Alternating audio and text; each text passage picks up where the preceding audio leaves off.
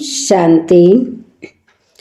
15 जनवरी 2026 की ईश्वरीय मधुर महावाक्य हैं। सुनते ही आज की मुरली। बाबा ने कहा, मीठे बच्चे, तुम्हारे मुख से कभी भी हे ईश्वर, हे बाबा शब्द नहीं निकलना चाहिए। यह तो भक्ति मार्ग की प्रैक्टिस है। प्रश्न है, तुम बच्चे सफेद ड्रेस पसंद क्यों करते हो? यह किस बात का प्रतीक है? उत्तर है, अभी तुम इस पुरानी दुनिया से जीते जी मर चुके हो, इसलिए तुम्हें सफेद ड्रेस पसंद है। यह सफेद ड्रेस मौत को सिद्ध करता है। जब कोई मरता है तो उस पर भी सफेद कपड़ा डालते हैं। तुम बच्चे भी अभी मरजीवा बने हो। ओम शांति। रूहानी बाप बैठ बच्चों को समझाते हैं। रूहानी अक्षर ना कहें, सिर्फ बाप कहें तो भी ठीक है। बाप बैठ बच्चों को समझाते हैं। सब अपने को भाई भाई तो कहते ही हैं, तो बाप बैठ समझाते हैं बच्चों को। सभी को तो नहीं समझाते होंगे, सब अपने को भाई भाई कहते ही हैं। गीता में लिखा हुआ है भगवान वाच। अब भगवान वाच किसके प्रति? भगवान के हैं सब बच्चे। वह बाप है तो भगवान के बच्चे सब ब्रदर्स हैं। भगवान ने ही समझाया होगा, राजयोग सिखाया होगा। अभी तुम्हारी बुद्धि का ताला खुला हुआ है। दुनिया में और किसी के भी ऐसे ख्यालात नहीं चल सकते। जिन जिन को संदेश मिलता जाएगा वह स्कूल में आते जाएंगे, पढ़ते जाएंगे, समझेंगे। प्रदर्शनी तो देखी, अब जाकर कुछ ज्यादा सुने। पहली मुख्य बात है ज्ञान का सागर, पतित पावन गीता ज्ञानदाता शिव भगवान वाच।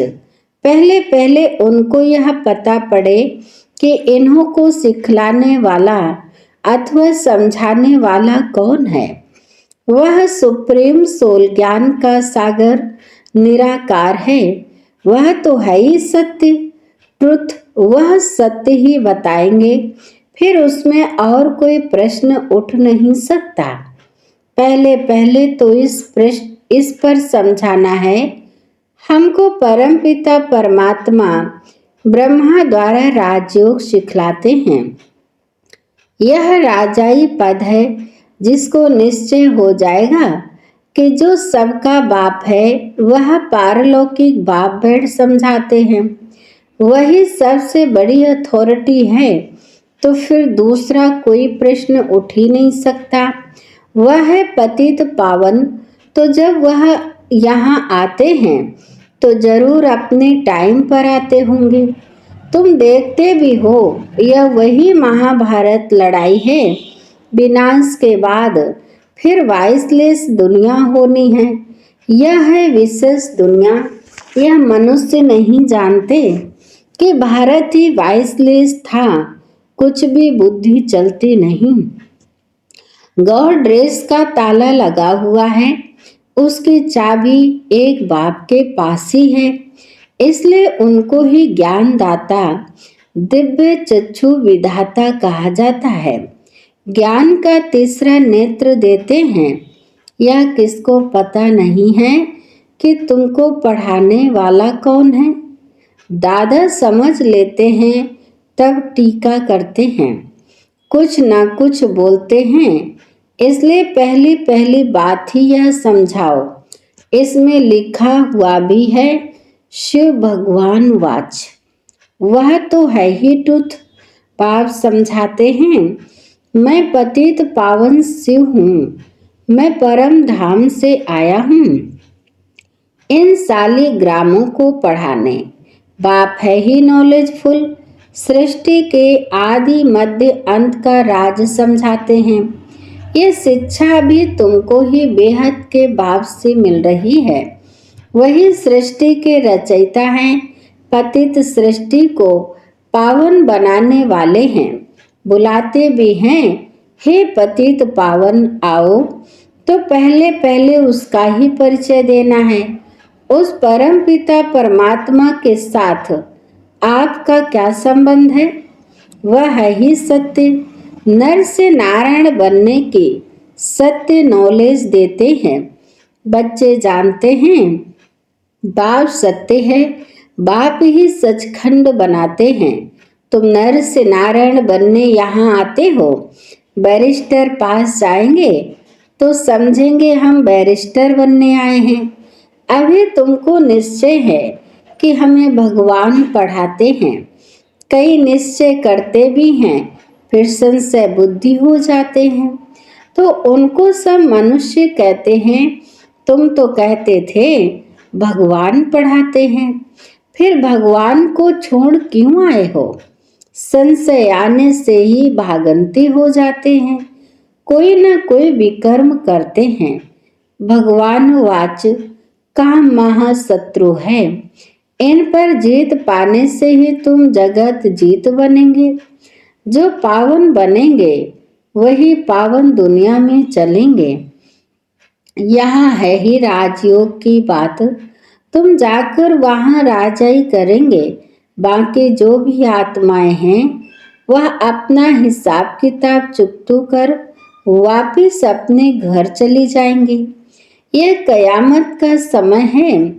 अब यह बुद्धि कहती है सतयुग की स्थापना जरूर होनी है। पावन दुनिया सतयुग को कहा जाता है। बाकी सब मुक्ति धाम में चले जाएंगे। उनको फिर अपना पाठ रिपीट करना है। तुम भी अपना पुरुषार्थ करते रहते हो पावन बन और पावन दुनिया का मालिक बनने के लिए। मालिक तो सब अपने को समझेंगे ना। प्रजा भी मालिक है। अभी प्रजा भी कहती है ना हमारा भारत। बड़े ते बड़े मनुष्य सन्यासी आदि भी कहते हमारा भारत। तुम समझते हो इस समय भारत में सभी नरकवासी हैं। अभी हम स्वर्गवासी बनने के लिए यह राजयोग सीख रहे हैं।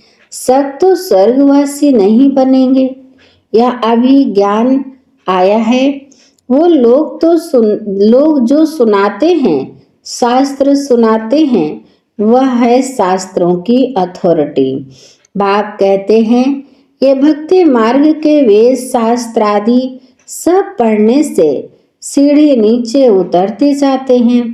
यह सब है भक्ति मार्ग। बाप कहते हैं जब भक्ति मार्ग पूरा होगा तब ही मैं आऊंगा। मुझे ही आकर सब भक्तों को भक्ति का फल देना है। मेजॉरिटी तो भक्तों की है। सब पुकारते रहते हैं ना हे गॉड फादर। भक्तों के मुख से ओ गॉड फादर हे भगवान जरूर निकलेगा। अब भक्ति और ज्ञान में तो फर्क है। तुम्हारे मुख से कभी हे ईश्वर हे भगवान यह अक्षर नहीं निकलेंगे। मनुष्यों को तो यह आधा कल्प की प्रैक्टिस पड़ी हुई है।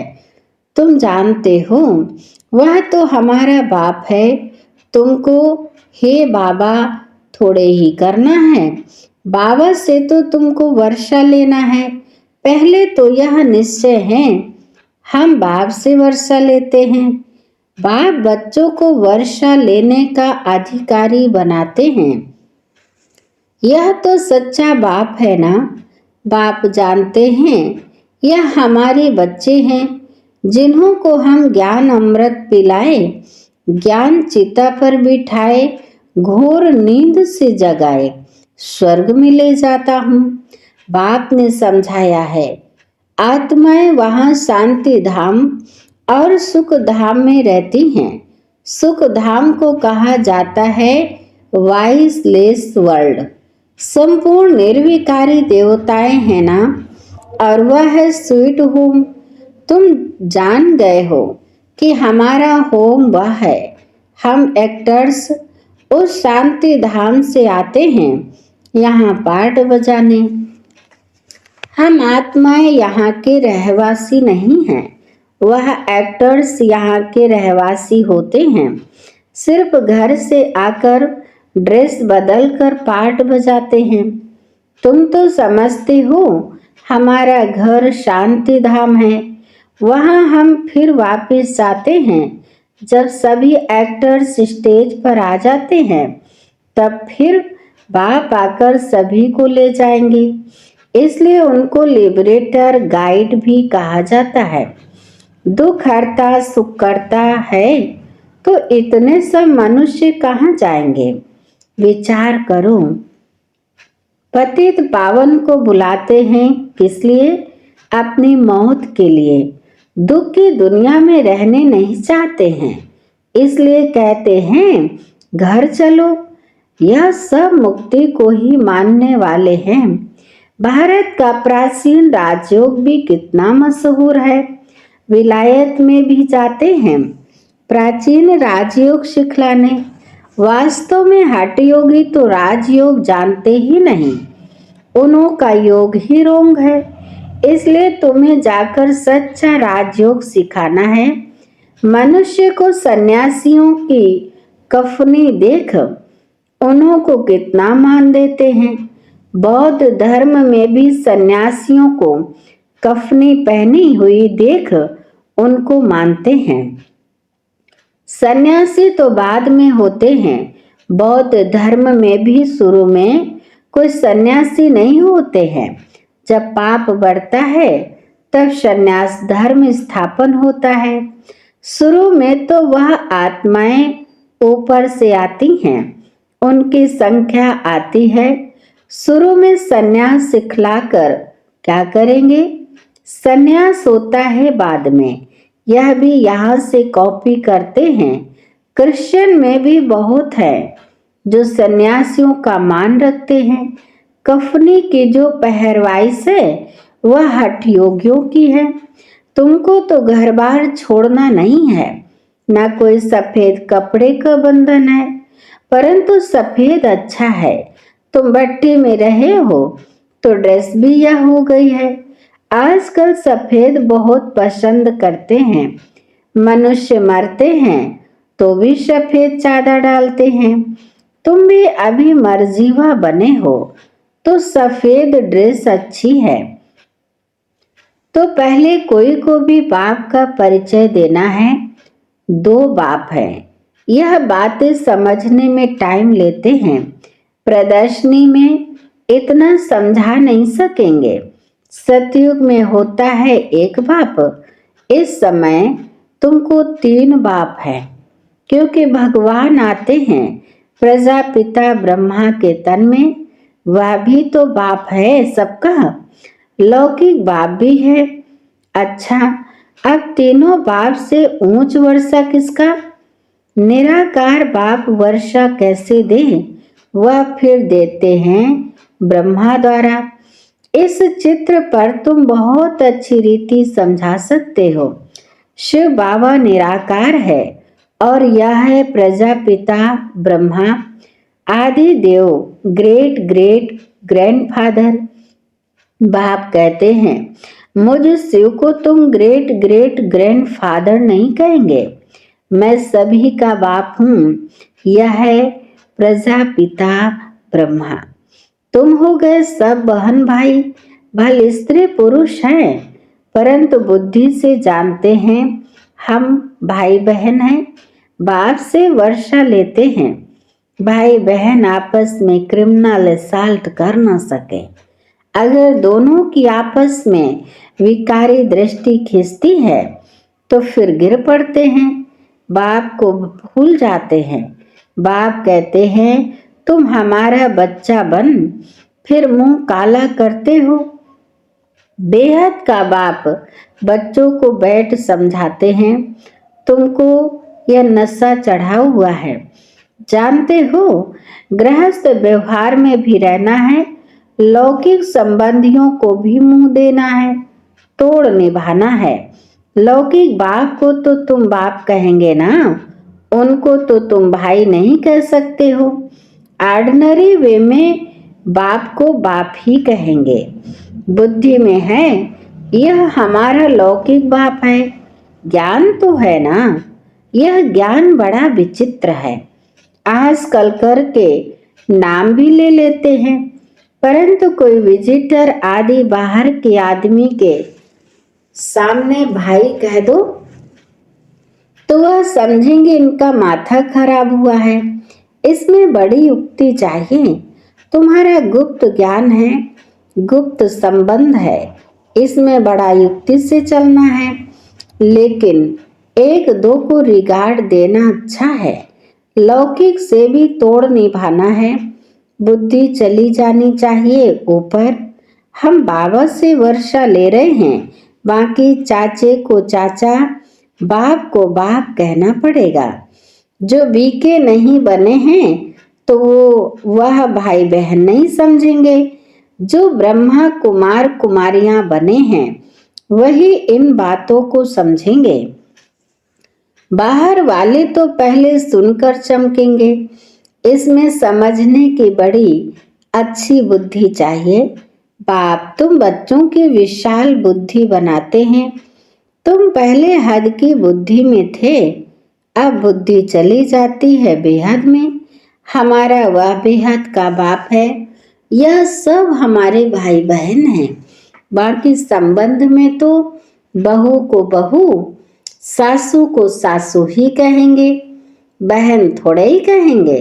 आते तो दोनों हैं, घर में रहते भी बड़ी युक्ति से चलना होगा।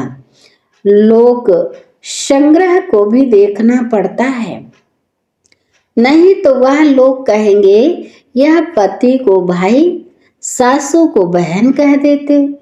यह क्या सीखते हैं? यह ज्ञान की बातें तो तुम ही जानो और न जाने कोई। कहते हैं ना, तुम्हारी गति मति तुम ही जानो। अब तुम उसके बच्चे बने हो तो तुम्हारी गति मत तुम ही जानो। बड़ा संभल कर चलना पड़ता है, कहा कोई मूंझे नहीं।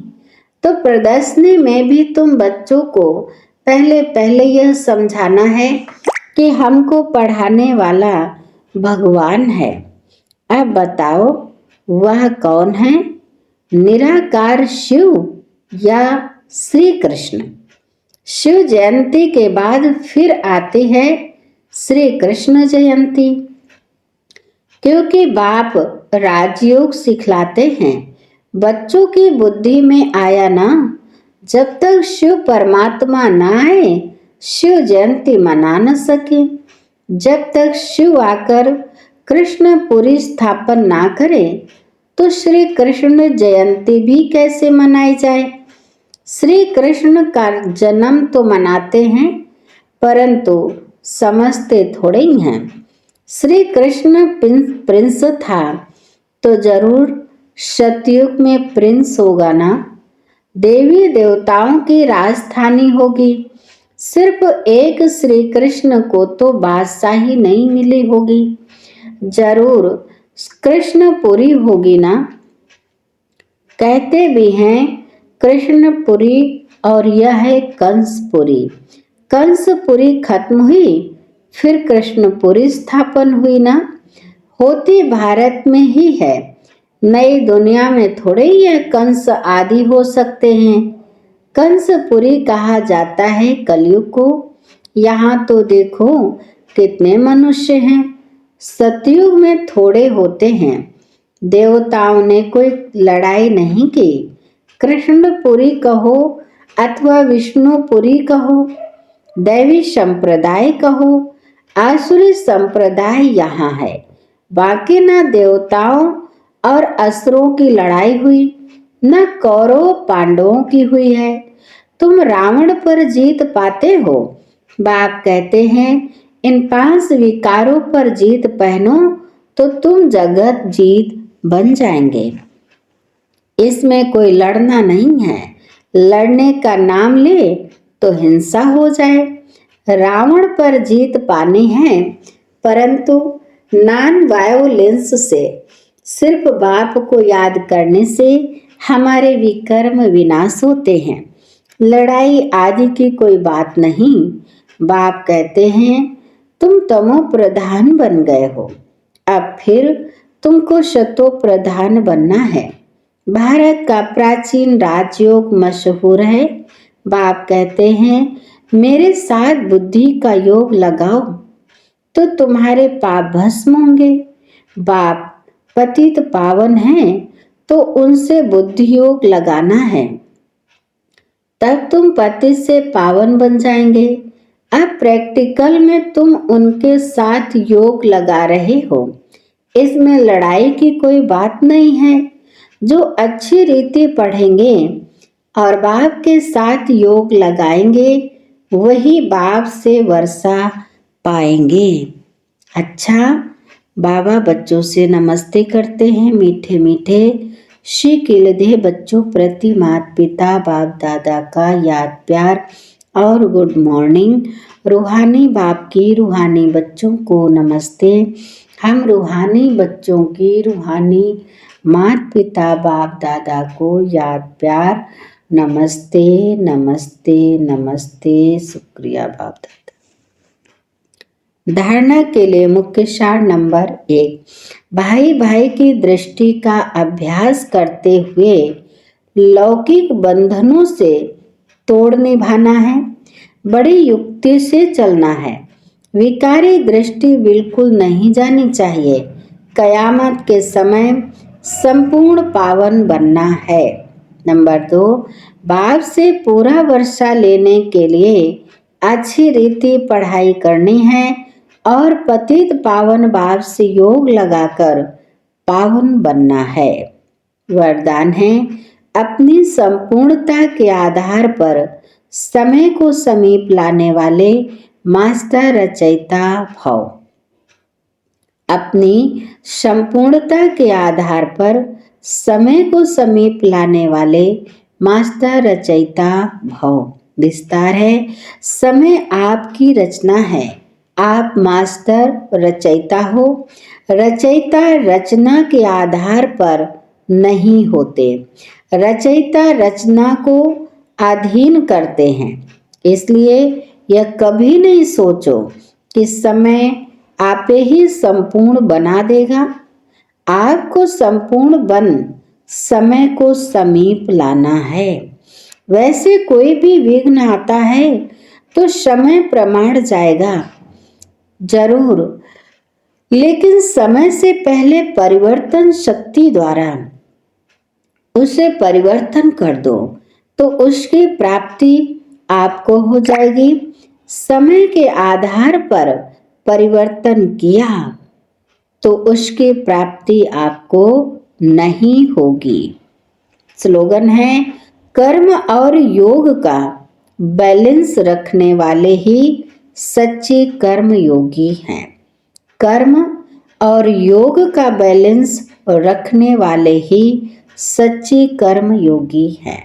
आज के अव्यक्त इशारे हैं, जब तक कर्मेंद्रियों का आधार है तो कर्म तो करना ही है, लेकिन कर्म बंधन नहीं, कर्म संबंध। जीवन मुक्त अवस्था अर्थात सफलता भी ज्यादा और कर्म का बोझ भी नहीं। जो मुक्त है वो सदा ही सफलता मूर्त है।